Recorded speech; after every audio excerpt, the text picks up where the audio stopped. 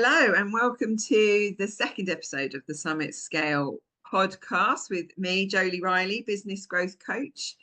Now, I'm really excited to invite my guest today, Ellie. I really think one of the most powerful things a business coach can do is surround themselves with experts that I can recommend to my clients. And the world has been a massive change in this area where there are fractional experts that can come in to help smaller businesses behave like the bigger businesses by having access into all of these experts. So, Ellie, welcome. Thanks for Thank coming on you. the podcast. Thank you for having me. The pleasure is all mine. So, Ellie, we met back when you were living in the UK, but actually we met up again when I was in Hong Kong a few years ago. So tell me a little bit about yourself and your transition around the world. Okay, wow. I'll do a nutshell for you because I know we haven't got huge amounts of time, but I started off as a lawyer in private practice in the UK. I moved in-house pretty quickly because I realized that I really wanted to be part of the business strategy, seeing projects through from start to finish, which you don't really get to see years. And then met my husband, who is obviously our connection, Joli, and he was living in Hong Kong at the time. So my journey took me to Hong Kong, and I was working for banks here and digital exchanges. And I decided that actually I wanted to go out on my own. I really enjoyed the startup mentality. And obviously, when I was working at BitMEX, it was great, but obviously it grew very quickly. So we lost the startup phase very soon after joining. And it was then I realized that the startup phase was what I find the most interesting. So I set up my own consultancy here in Hong Kong to help clients with their intellectual property. That's what I specialize in. So trademarks, copyright, designs, but I also help them with their commercial contracts. It's great. I have clients across APAC, in Europe, the US. So although I initially set up for something in Hong Kong, it's actually turned into something much more international, which is wonderful. But that's me in a nutshell. Fantastic. Yeah, it's a huge breadth of experience you've got there. Yeah. Okay, so if a small business is starting up, how soon should they start thinking about trademarking? So when people approach me and ask me, when should I be thinking about trademarks? My response is usually, you should have thought about them yesterday. And what I mean by that is that there's a lot of due diligence that should go into a brand before it's launched. Okay, so working with clients in Hong Kong, a number of them, because it's a small country, it's a small market, a number of them are already thinking about international expansion. Okay, so I always say to them, look, let's double check that one, you can use your branding in your current country or your current market, but two, let's make sure that you've got something that you can grow, that you can grow into those countries where you have potential clients and customers without infringing on other people's intellectual property. So a lot of people will say to me, oh, I've done a Google search. There's no one out there with this brand or this name or this logo.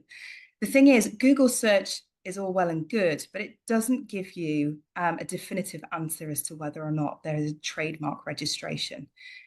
You need to be searching the trademark registers in order to identify whether or not your trademark can be used and grown either in a country or in foreign countries. It's really important to do those searches and to file those applications in your countries of interest, as well as the countries that you are operating in. Otherwise, you risk getting blocked from certain countries, or you risk treading on other people's toes, which is going to cost you a lot of money.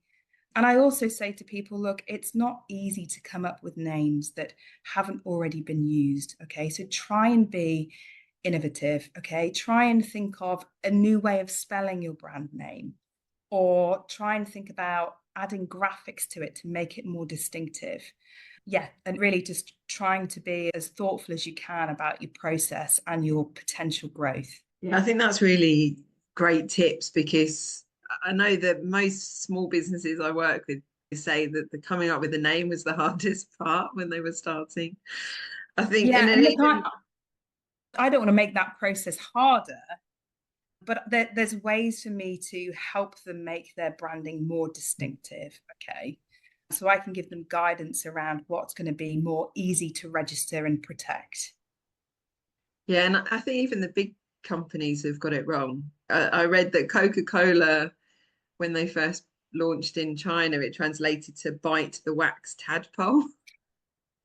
They had to change their name. There's, So there's there's a number of those out there. If you've been to Australia, you would have seen that Burger King's called Hungry Jack's. Have you seen that one? yeah, I And did notice basically, that. that's because they didn't do these prior art searches, these trademark searches. So when they launched in America and it went super well, they then didn't think, right, where do we want to be in the next 5 years? Oh, Australia. Let's make sure that there's no one out there operating under Burger King already. Let's file the trademark applications. And when it came to launching there, it was too late. So they have these two separate brands, which for Burger King with deep pockets, they could afford to do that. But most companies wouldn't be able to do that. They'd either have to rebrand or just say, okay, we won't go into Australia. So it's really important to get your strategy right. Yeah, and the world has opened up so much that this idea of a global small business is really likely these days. You start in one country with the internet and video conferencing and all of the advances in technology we've seen, especially post-pandemic, the chance of moving your business more globally is very likely, isn't it? Totally. I agree. I know people can do this themselves, but what's the benefit of them getting an expert in? So obviously, I have to pick up the pieces quite a lot when people have done a DIY approach. And I will quite happily say to companies, look, you can't afford an IP expert. So some protection is better than none. Okay. So they'll go off and do it themselves. But generally, they will end up coming back to me because there are issues with their trademarks that they can't rectify. So it's worth pointing out, Jolie, that once you've filed a trademark, you can't amend it. Okay, so that means that if you don't get it right the first time, you can't amend it. You have to file again. Okay, so your costs are doubling. And, it's great that trademarks are accessible. So you can actually do your searches yourself, right? You can file your applications yourself. But I think people think as a result of that, that it's easy, and it's not. Ultimately, if you're not legally trained, when you get the search results, it may be easy to identify those trademarks that are identical to your branding, but establishing whether or not something is sufficiently similar or confusingly similar is a whole other ball game. Okay, and that's where it gets very complicated. First off, it's hard to do due diligence properly. You don't know how to use the search engines. It's okay to search for words, but when it comes to graphics, that's actually quite complicated because you have to search for the individual components. You also have to identify the goods and services that your mark relates to correctly. So I had a client once who was trying to register kids' toys. I think it was like DIY tools for kids. But what they actually ended up doing was registering it for real DIY tools. Okay, which is a totally different class of goods and services. They didn't actually have protection for the goods that they were selling. And you also have, once you've identified your goods and services, you also have to list out the description of what that is. So you'd say class 25 clothing, but actually what are you selling? So it would be t-shirts, dresses. Okay, so you want to go broad enough to make sure that you're covered. But if you go too broad, people can challenge it for non-use if it's not being used. Or if you go too narrow, other people can jump into your market and take space that you should have. And what I would say as well is that there are ways to mitigate risks. There's ways that you can file cost effectively that you just won't know unless you've got training in how it all works. So there are national applications you can file. There's an international application you can file. There's a European trademark that you can file. And which one is right for you will very much depend on the facts around your business, your budget. What third-party trademarks are out there? What are the risks? How do we mitigate them? What's your appetite for risk? It's all very personal.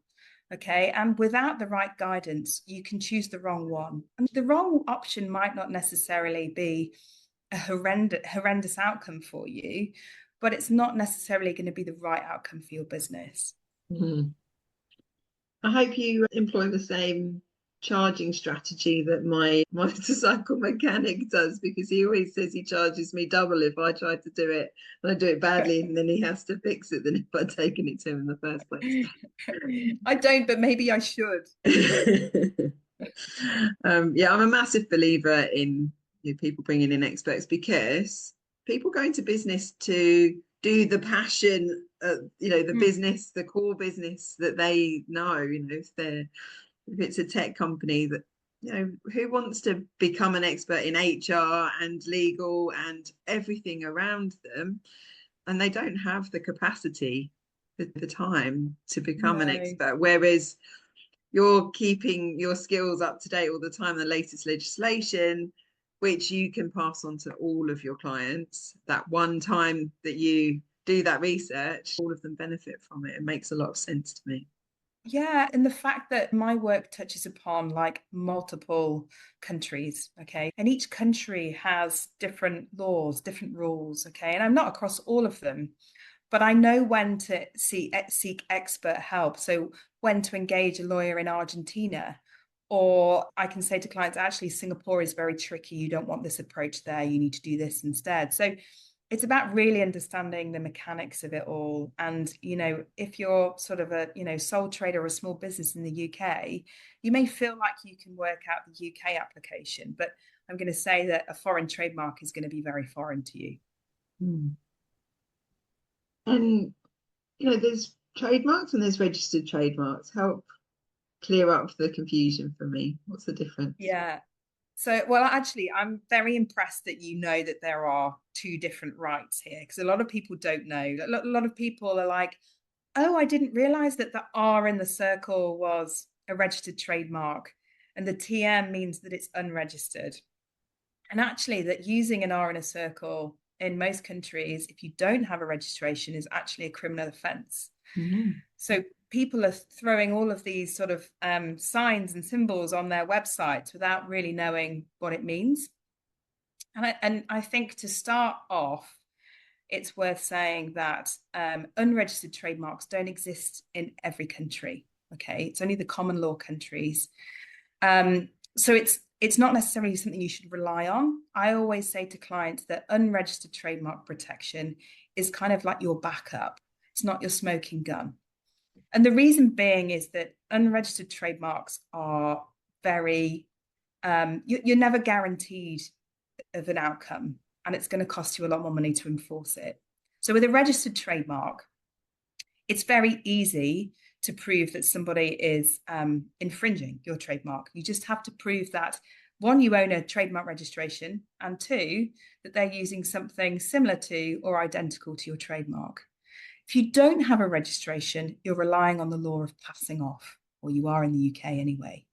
And that means that you have to prove that, one, you own the brand, two, you have goodwill and reputation in that brand, three, somebody else is using something similar or identical to it, four, that there's been confusion in the minds of the public, and five, that you've suffered a loss as a result. So you have 5 hurdles to climb, okay? 5 mountains to climb. And as soon as you're adding these mountains, proving registered trademark infringement, there was only 2, right? It was, you've got a trademark registration and someone's infringing it. As soon as you're adding mountains, you're adding to costs. You're adding to the time it takes, okay? So proving unregistered trademark infringement is going to cost you significantly more than a registered trademark. And also, because we're in an online world, these registrations are so valuable. Most online marketplaces, most social media platforms, most domain registrars won't even entertain a claim made by you to say they're infringing products, there's copycat products, or someone's sitting on a domain name that is rightfully ours, unless you can hand over a trademark registration. So they really are very important. And what I say to clients is they're not that expensive. Okay, you can pretty much get a trademark in the UK for sort of 200 quid. If you want someone like me to help you, it's going to cost a bit more. But it doesn't have to be expensive if you do it right. Well, it definitely seems like it's a worthwhile investment for the long-term protection.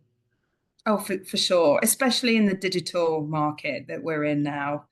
You know, everything is online. And, you know, very rarely am I dealing with, you know, a shop front that's infringing a trademark. It's always products online, domain name squatting, you know, that kind of stuff, which unless you've got a registration, you just can't touch. And Ellie, one final question. I mean, I absolutely love your case studies that you post onto LinkedIn. Could you give us one of your favourites? I've talked about the Burger King one. That was my ultimate favorite because I lived in Sydney and I was, what is this? Hungry Jack's looks just like Burger King. This must be like a passing off issue, but obviously it was actually Burger King. I think my most recent favorite, and this isn't a trademark issue actually, it's kind of a copyright and design issue. But for anyone out there who knows or has heard of the Birkin, which is obviously the Hermes very expensive handbag. I think it's probably about 20,000 20,000. pounds. Yeah. I know, it's ridiculous. But if you go to Walmart in the US, or you did go to Walmart in the US before Christmas, you could pick up what they were calling as the Workin, which was, in my view, a blatant rip-off of the Birkin. And I think Hermes issued a statement saying that they were disgusted by the behavior of Walmart. But obviously, it caused quite a lot of attention online because I think this bag was selling for about 30 US dollars. But obviously, it brings into question what you can get away with in terms of copying.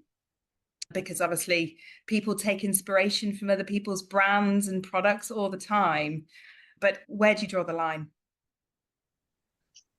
Yeah. Yeah, and I'm not sure that you get the same response if you're walking around with a working bag, but No, you probably wouldn't. And it may fall apart after a year.